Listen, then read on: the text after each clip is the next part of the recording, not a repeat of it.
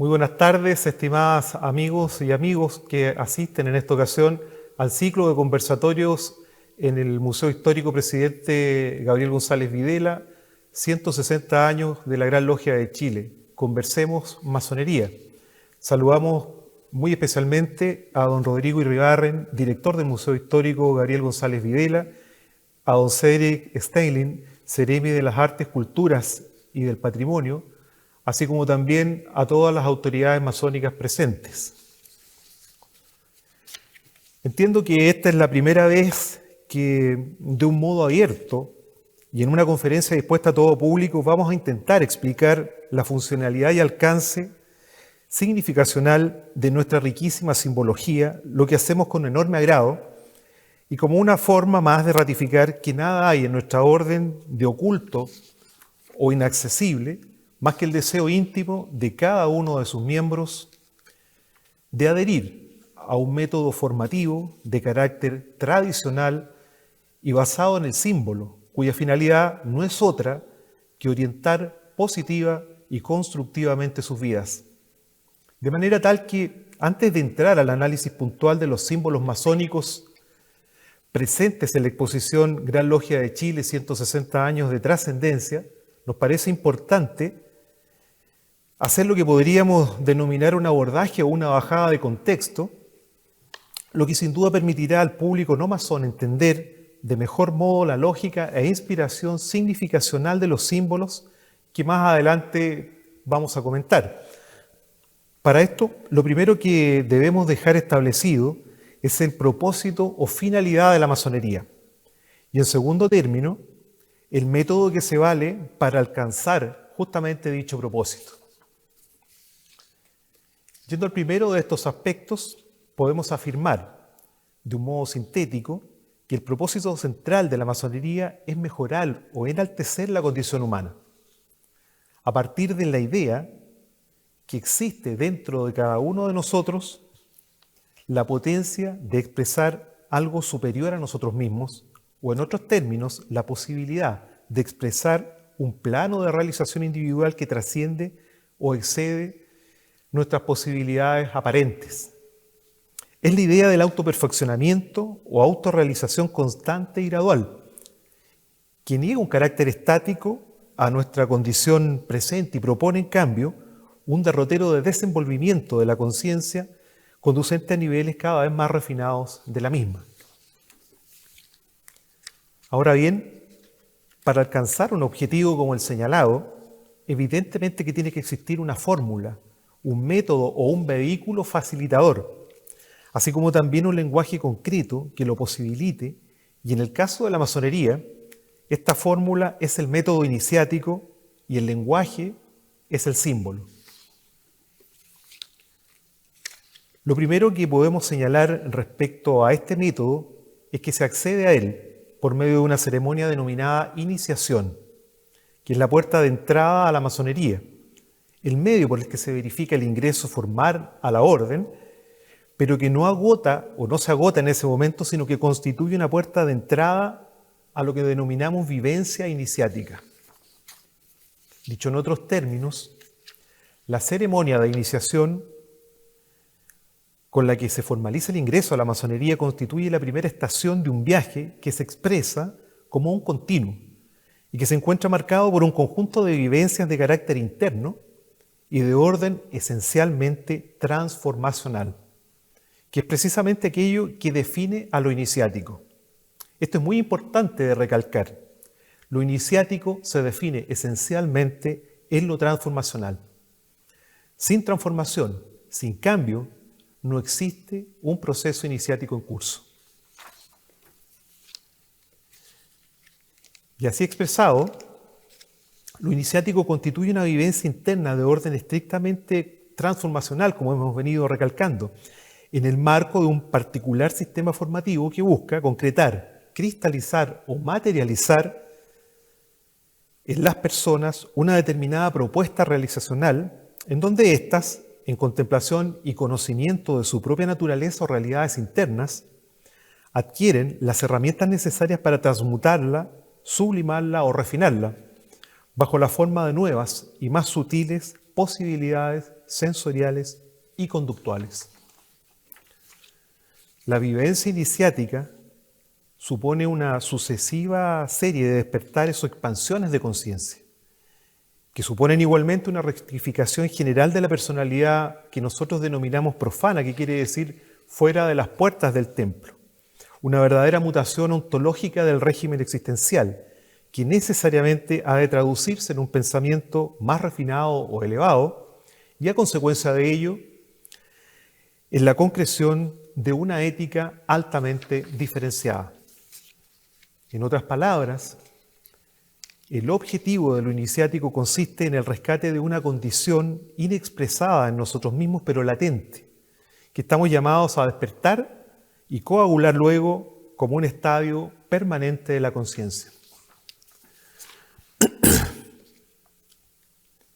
Pero como habíamos ya adelantado, la operatoria de este método iniciático, cual si se tratara de una especie de software computacional, requiere de un lenguaje específico y particular para ejecutarlo. Este lenguaje facilitador, este instrumento de mediación conceptual es el símbolo. El símbolo, más allá de las definiciones de corte académico, consiste en la representación sensorial de una idea, un método para transportarnos a la idea de algo ya sabido, una técnica para, desde la interacción sensitiva, hacer patentes contenidos de orden abstractos que inciden siempre en realidades internas. En las antiguas escuelas iniciáticas o de misterio, como también se le denomina, el símbolo era el compendio, el resumen de una lección que el maestro ofrecía al discípulo de boca a oído. Cuando la lección finalizaba, le entregaba enseguida el símbolo que la contenía, bajo la forma de un objeto o de un ideograma. De suerte que en el futuro el estudiante, con solo remitirse al símbolo, pudiese evocar de manera automática e instantánea el contenido profundo de la enseñanza que había recibido. Así entendido, el símbolo es una forma geométrica o diseño que tiene por objeto recordar, servir de signo taquigráfico o mnemotécnico de una determinada lección, y no, como muchos creen, un elemento que sirve para deducir directamente conceptos abstractos que previamente se desconocen. En definitiva, el símbolo es la fijación de un concepto a través de una representación gráfica. Es un esquema motor de algo ya sabido, incide siempre en realidades internas del ser humano y naturalmente será siempre de un orden superior a aquello que simboliza.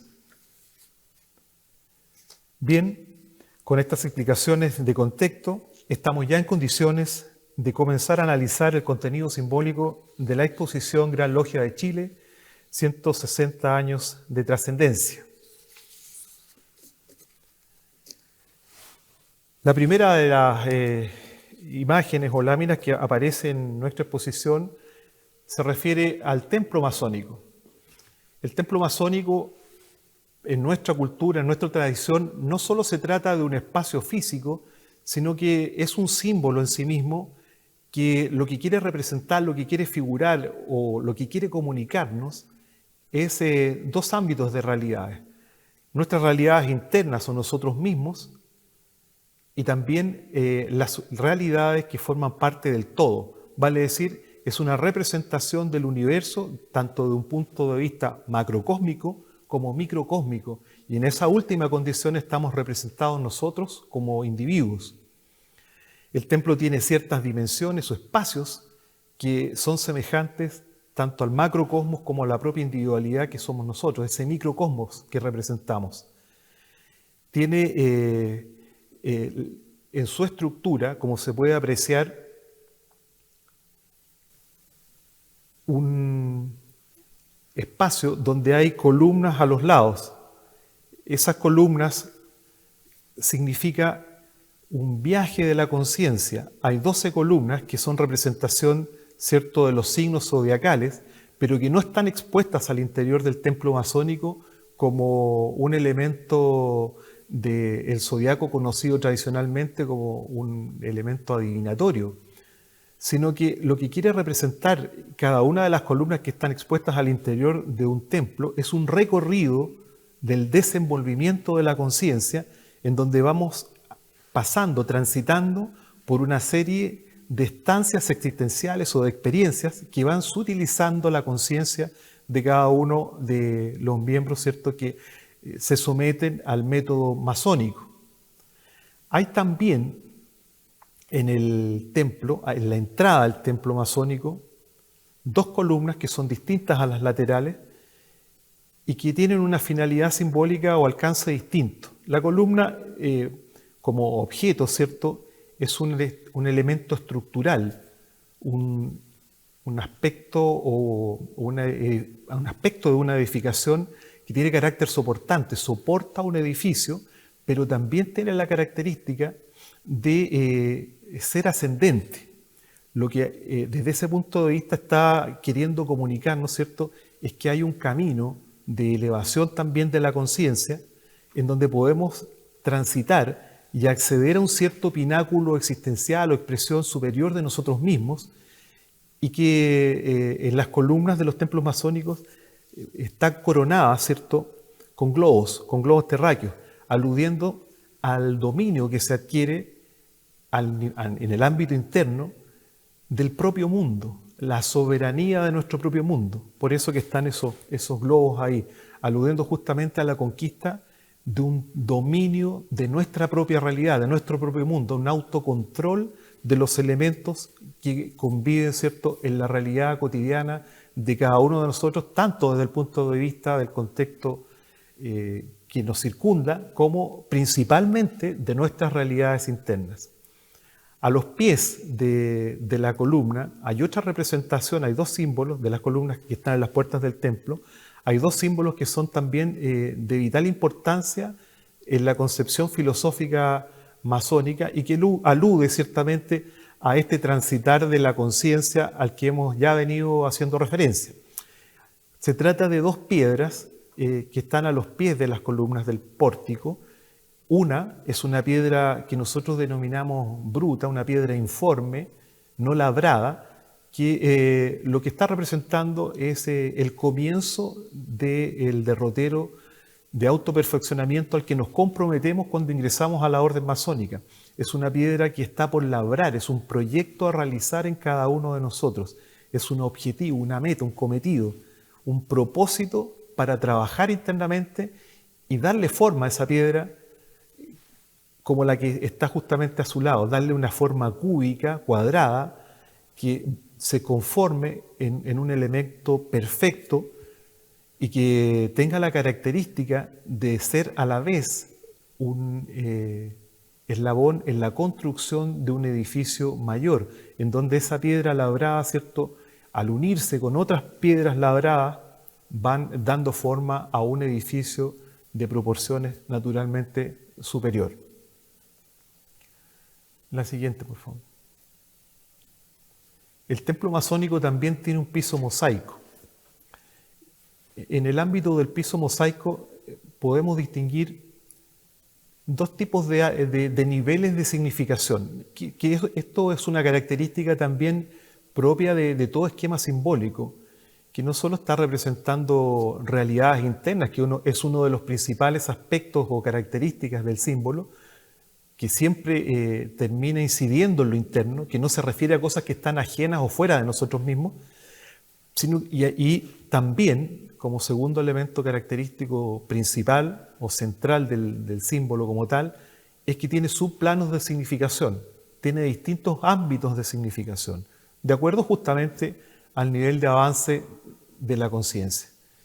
De manera que lo que se representa en el piso mosaico en un primer nivel de significación es un aspecto que tiene un carácter marcadamente ético, valórico, donde lo que se nos señala es el valor de la tolerancia. ¿Qué se está representando con eso? Un pavimento donde hay dos tipos de realidades, hay un blanco y hay un oscuro, hay un elemento que representa las realidades, ¿cierto?, negativas y otros aspectos que son positivos, desarrollados, benéficos, favorables. Pero las dimensiones de las baldosas que conforman el templo son de tal magnitud que al estar parados sobre ellas, nunca vamos a poder poner un pie en una sola baldosa. Siempre vamos a estar tanto en el blanco como en el negro, lo que invita naturalmente a reflexionar en torno al concepto de la diferencia, del entendimiento, de la tolerancia y de observar que la vida no está construida a partir de extremos o de posiciones que son representadas en un blanco o un negro, sino que la vida es una síntesis donde estamos siempre en un punto medio y expresada a través de matices. ¿Qué es lo que tenemos que buscar para entendernos también con el otro y reconocer eso en nosotros mismos? Y de ahí viene ya a lo que refería un segundo plano de significación, que tiene que ver con lo interno justamente.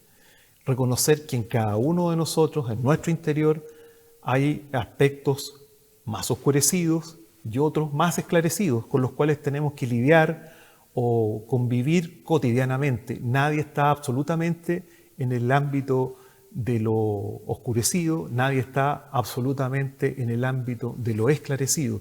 Es una expresión de nuestra propia naturaleza, la llevamos internamente y es un aspecto que tenemos que trabajar en lo cotidiano, en lo ordinario, reconocer nuestras propias flaquezas y fortalezas.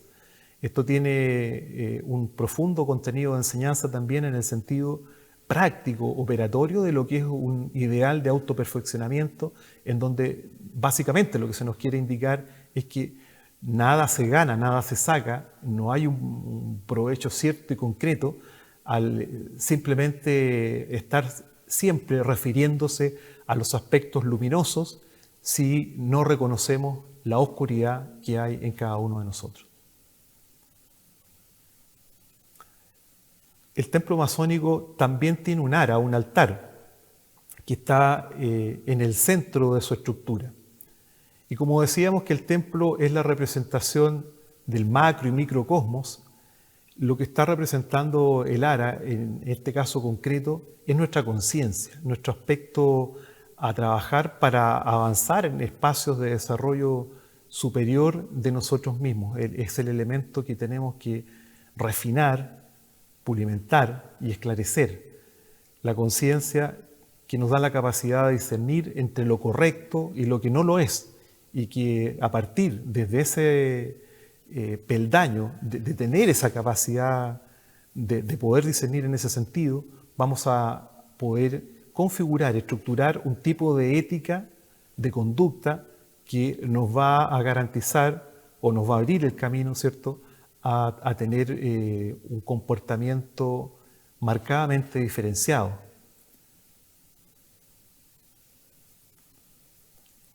Sobre el ara hay tres elementos.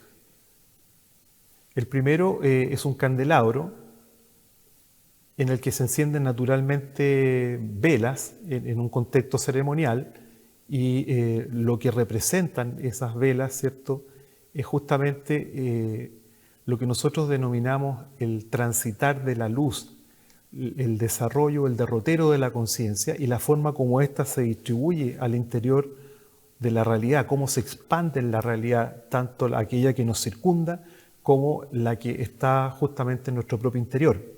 Hay un libro que es el libro del conocimiento.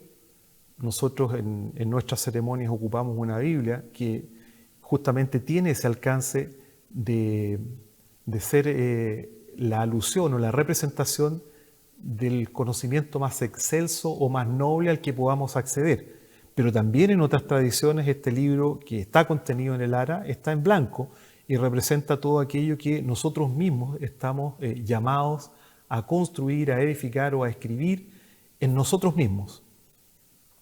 Finalmente, como símbolos centrales, encontramos una escuadra y un compás, que también nos aluden a elementos moralizadores que apuntan justamente a la rectitud. La escuadra, a su turno, es una herramienta cuyo carácter simbólico a lo que quiere hacernos transitar es a la idea de la rectitud.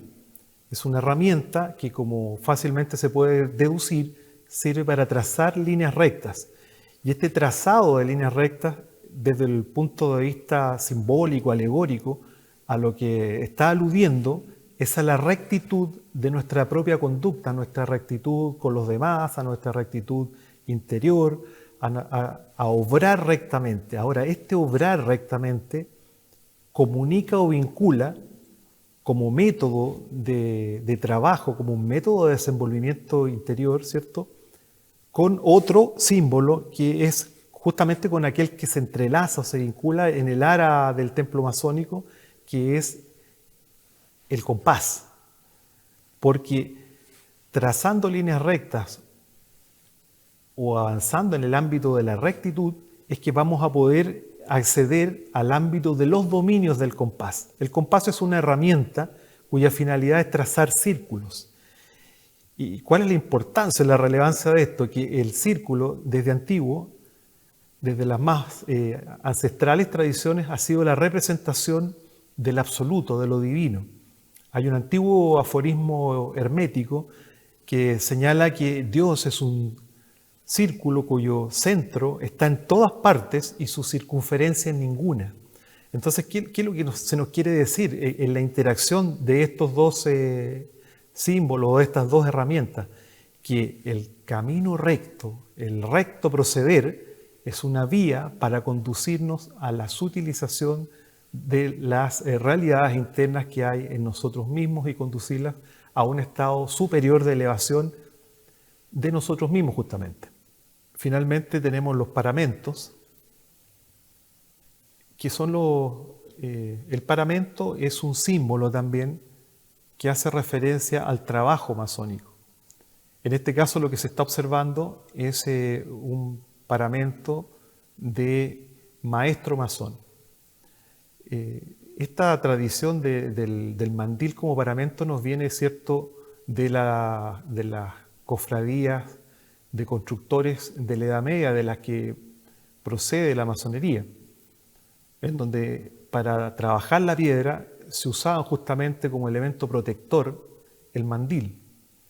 Ahora, el mandil en nuestra tradición es un símbolo que está aludiendo, ¿cierto?, a un objetivo a concretar en nosotros mismos. Este mandil de maestro tiene una característica particular que lo diferencia de los mandiles de los grados inferiores que se llaman compañero y maestro, que son absolutamente de color blanco. Está ribeteado de rojo. Y esta es una simbología que a través del color lo que representa es un poco lo mismo que hemos venido refiriendo en el curso de los comentarios previos. Es un derrotero de la conciencia. Esto está tomado en este caso particular de la simbología alquímica, en donde los niveles de conciencia o de desarrollo, desenvolvimiento de la misma, se dividían básicamente en tres colores: en negro, en blanco y en rojo. El negro en la tradición alquímica se denomina nigredo, expresado como un estado de conciencia muy bajo, descendido. El blanco, albedo, como un nivel o un escalafón superior, en donde hay una toma de conciencia y un desarrollo que ya ha permitido, ¿cierto?, mirar el mundo externo y también interno a partir de un peldaño diferente y que desde luego señala claramente la noción de que hay algo superior hacia lo cual se puede transitar y que se concreta, se sintetiza en el color simbólico, en el color rojo como expresión simbólica, que la tradición alquímica se denomina rubedo. Hay una característica que va reforzando esta idea en el mandil de maestro, que es que toda la parte ribeteada de rojo está conformada por tela moaré. El moaré en el fondo no es un tipo de tela, sino que es un patrón textil de forma ondulada que simula olas. Se le denomina justamente también el efecto olas.